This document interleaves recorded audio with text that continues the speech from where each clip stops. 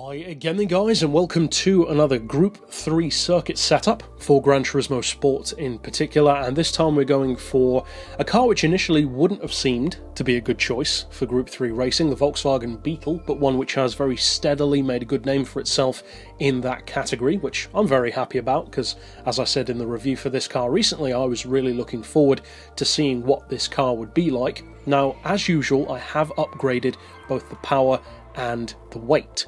However, of course, balance of performance will always have a bearing, so it's more about the settings rather than the actual upgrades. So of course, if you want to fully upgrade it, as I have, then you can.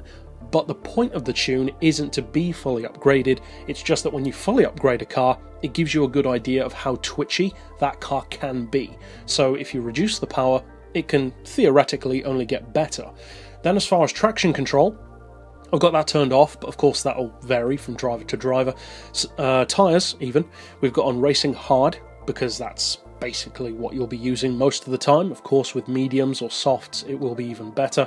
Balance we haven't touched. As far as the suspension, I've got the ride height as low as possible, and the main reason for that is to get the centre of gravity nice and low as possible in fact. The downside sometimes is that you can sometimes bottom out and get a few sparks on certain tracks, so that'll depend of course on what track you're on.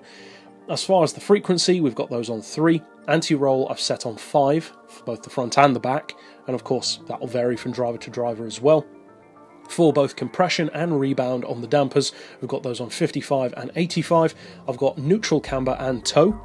You might want to have some camber. Again, that'll very much depend on your personal driving style. I like my cars to have as little as possible. So, as I said, it depends. And there's nothing wrong with changing it, and if you find it doesn't work, come back and set it back to 0. There's no harm done. As far as aero, we've got the downforce as high as possible, because of course it's predominantly designed for cornering rather than just straight line speed. And again, that'll depend on the track. Of course, you could lower that if you need more top-end speed and top-end acceleration as well. As far as the diff, I've got lowest settings on initial torque, acceleration and decel, but again, the torque is a very personalised thing, so it depends from driver to driver. And as far as the gearbox, of course you want to give it the customisable gearbox, and for the auto setting we've got 205 with individual gear ratios of 3.3, 2.3, 1.8, 1475, 1275, 1140, 1050 and a final drive of 3.3, but of course those ratios are with full power, so you do need to bear that in mind. If you want to give it less power, say 600 horsepower or 500 horsepower, then you'll need to adjust the gears accordingly, because then they'll be far too long. So, of course, you'll have to change things around as to what level of Group 3 car you want it to be. But that's it for the essential tune, so now let's take it out to Dragon Trail to see what it can do. So this particular version of the Beetle, if you will, this tune in peak form, as far as power in particular, will always bring different challenges to having it at, say, the stock level or with lower power than stock, because it is already a very powerful car.